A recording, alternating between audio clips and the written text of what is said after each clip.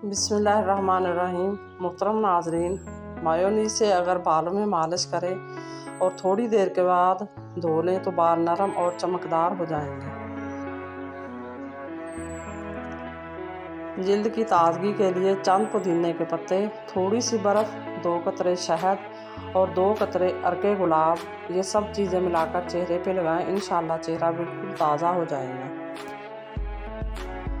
हफ्ते में 2 से 3 मरतबा थोड़े से दही में 4 कतरे सफ़ेद सिरका डालकर चेहरा धो लें। चेहरा शीशे की तरह चमक जाएगा।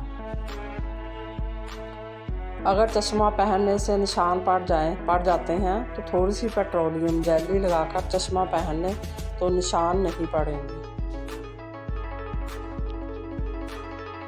पलकें घनी करने के लिए एक मस्कारा ब्रश लें और रोज़ाना रात सोने से पहले कैस्टर ऑयल में ये ब्रश भिगोकर पलकों को अंदर से ऊपर की तरफ लगाएं।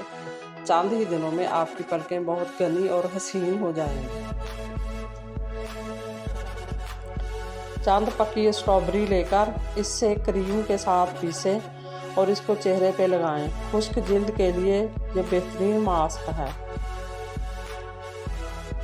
लकड़ी के काउंटर पर से प्याज और लहसुन की बू दूर करने के लिए एक नींबू को काटकर इसे रगड़ें और बाद में साफ़ पानी से धो लें तो बदबू दूर हो जाएगी।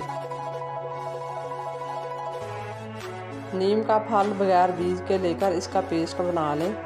इसको चेहरे के दानों पर लगाने से दाने ख़त्म हो जाएंगे।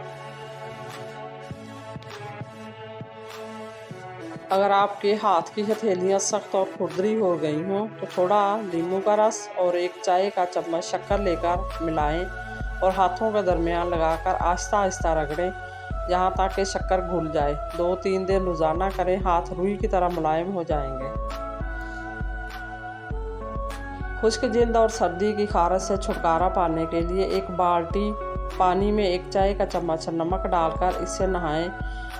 बिल्कुल खारश ख़त्म हो जाएगी और जिल्द भी मुलायम हो जाएगी। मज़ीद इसी तरह की अच्छी और मालूमाती वीडियो देखने के लिए मेरे चैनल को सब्सक्राइब करें और अगर वीडियो आपको अच्छी लगे तो प्लीज़ लाइक ज़रूर कर दिया करें। अल्लाह आपका और मेरा हामी नासर हो। जज़ाकल्लाह।